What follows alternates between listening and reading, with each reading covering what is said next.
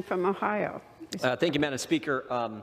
Ask to speak for yield myself as much time as I may consume. Gentleman's recognized. Thank you, Madam Speaker. Why did it take so long? Why did it take so long to pass this, bring this legislation to the floor? It's been over a month since the leak of the draft opinion, over a month of threats on Supreme Court justices and their family, over a month of protest at their home. Why did it take so long? I mean, the protests at their home are a direct violation of the law, 18 U.S.C. Section 1507. Over a month. It's been over a week, or actually a week, since an assassination attempt on a Supreme Court justice, on Justice Kavanaugh. Think about that for a second. An assassination attempt on a sitting United States Supreme Court justice. And what did the Speaker of the House say last week? No one is in danger. No rush on this legislation. No concern here. The Senate passed this bill a month ago. Why hasn't the House? Why did it take so long? I think the answer is obvious. Because they've always wanted to intimidate the court. That's been their goal since the get-go. Their goal was to intimidate the court. That's been their objective all along. Think about the history. First, we had the Kavanaugh confirmation mess, where the left just made up things about Justice Kavanaugh and his family. Then we had the leader of the Senate, the Democrat leader of the Senate, on the Supreme Court steps say to two justices, Mr. Kavanaugh and Mr. Gorsuch, he said, "You've released the whirlwind. You will pay the price." Last April, the Democrat chair of the Judiciary Committee introduced legislation to do what? To pack the court, to add 4 associate justices to the United States Supreme Court. Why 4? Why not 1? Why not 2? Why not 3? Why 4? Because 4 would give them a majority on the court. Then there was the sustained attack on Justice Thomas and his wife over the last several weeks. The Democrats on the Judiciary Committee even had hearings about Justice Thomas. Then, of course, there was the leak of the draft opinion itself, something that's never happened.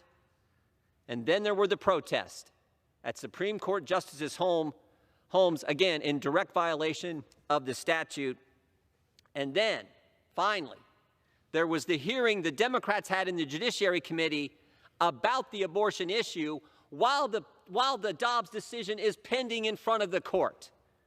You remember that hearing. That's the one where the Democrat witness said men could get pregnant. That's the history here. And then, of course, last week, we had an assassination attempt on Justice Kavanaugh.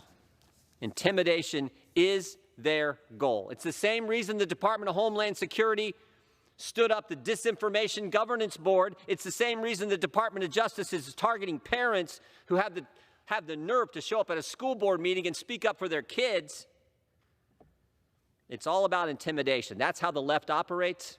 And we've seen it play out now against the Supreme Court. But the good news is, finally, this bill is going to pass and give the justices of the highest court in our land the protection they and their families deserve. So I say better late than never. We support this legislation. Should have passed a darn long time ago. And we reserve our time, Madam Speaker. Gentleman reserves. Gentleman from California. Thank you. Let me tell you why it took us a few weeks rather than just 1 week to pass this legislation. It's because Republicans refuse to protect the families of Supreme Court employees who are at risk. Shame on you for not doing that. And by the way, there are threats to justices across the board. I support this legislation. I just note that recently there was an article in CNN titled "Justice Sonia Sotomayor was targeted by gunmen," federal judge tells 60 Minutes, dated February 19, 2021. Intimidation goes on both sides. I support this legislation, and I reserve the balance of my time. Gentleman reserves. The gentleman from Ohio. And that's why Republicans have condemned violence every single time it happened, Madam Speaker. We condemned it when it happened on January 6th, but guess what? We also condemned it when it happened in the summer of 2020. And it hasn't been a few weeks since the leak of the draft opinion. It's been 6 weeks. So, the Senate passed this legislation unanimously, and they wouldn't bring it up. They wouldn't bring it up. In fact, the Speaker of the House, as I said before, the Speaker of the House said last week there was no need to bring it up. But oh, now we're going to. Thank goodness for that. I yield 4 minutes to the gentleman from California, my friend, Mr. Rice. Gentleman from California is recognized. Thank you, Madam Speaker. You know, listening to the initial debate here, you would believe that there was a legitimate difference of opinion here on the floor about protecting the justices. Clearly, there was no such difference in the U.S. Senate. What there is, though, is a story that I think needs to be told. When I authored this legislation a month ago, I knew that we had support in the Senate, and I knew that we would have support in the House. The first thing I did was I called up the most senior member of the Judiciary Committee on the other side of the aisle and said to him, I believe we should do this. He agreed. Not a second, not checking with staff. He agreed that this simple bill of protecting those who would be intimidated and those who would be threatened and those whose lives could not be replaced in a timely fashion without changing the outcome of the court. And that was it. I had my co-sponsor. A day later, mysteriously, another bill, very different, was dropped in the hopper by the Speaker's staff. And it was done so without a Republican co-sponsor, without a call to the ranking member who stands here today. And that was done because they wanted to play message with it. They wanted to delay. And the Speaker has delayed for a month. Madam Speaker, 18 U.S.C. 1507 is not a suggestion that you prevent intimidation of the court. It is a law. It is a law that the President of the United States has sworn to uphold, and through his Attorney General has negated the responsibility. So this legislation is not only essential to protect against another assassination attempt or of justice or their family, but it is even more important because this administration, as we speak, is not obeying the law that they have sworn to obey, one that the Attorney General is required to. So it is a double-edged sword that I come with here today. Democrats who took 30 days and had to see a week after the attempted assassination of a Supreme Court justice before they would bring a common-sense, non-controversial piece of legislation to the floor.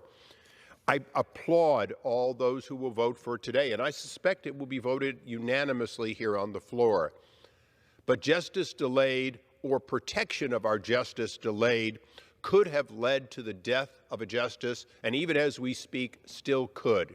So let's pass it.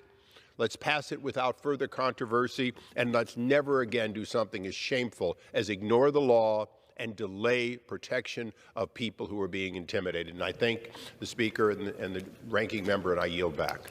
Gentleman yields back. Does the gentleman reserve? Gentleman reserves. Gentleman from California. Thank you, Madam Speaker. The Republicans are misleading you. Supreme Court justices already have protection. Let me say that again. Supreme Court justices already have protection. This is about families of Supreme Court justices, which I support them having protection, and Democrats were fighting for families of law clerks, employees of Supreme Court. They should have protection too. Let me tell you the threats to employees of Supreme Court. Soon after the draft decision leaked, a right-wing activist posted the personal details of a law clerk who he basically claimed had leaked Justice Alito's draft opinion overturning Roe v. Wade. This right-wing activist even posted the clerk's wedding announcement and singled out the clerk's spouse. And Republicans don't want to protect that person or their families. After another Republican strategist claimed that a different law clerk had leaked the opinion, an extremist anti-abortion rights group issued a press release targeting that clerk and the justice the clerk worked for. The author of the press release had served years in prison for conspiring to blow up an abortion clinic. Referring to the people in the justice's office, the group's leader said that he could smell their fear. Republicans don't want to protect the families of Supreme Court employees. Shame on them. And recently, a news outlet obtained a DHS intelligence report identifying threats to murder justices and their clerks. Why don't Republicans want to protect the families of Supreme Court employees? I reserve the balance of my time. Gentleman reserves. Gentleman from Ohio. Thank you, Madam Speaker. I yield 2 minutes to the gentleman from Georgia, Mr. Heist. I thank the gentleman.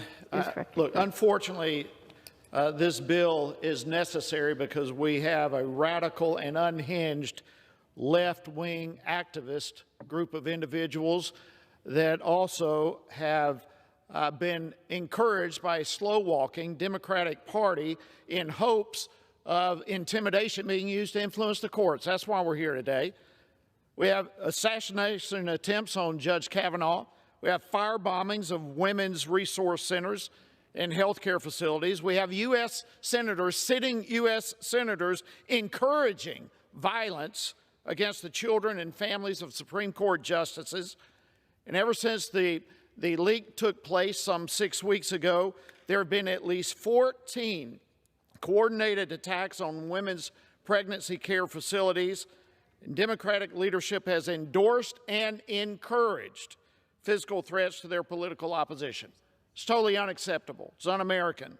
The unhinged left is not the party that empowers women. If that were true, they would not be trying to destroy women's resource centers, nor would they be trying to attack and intimidate those who work there.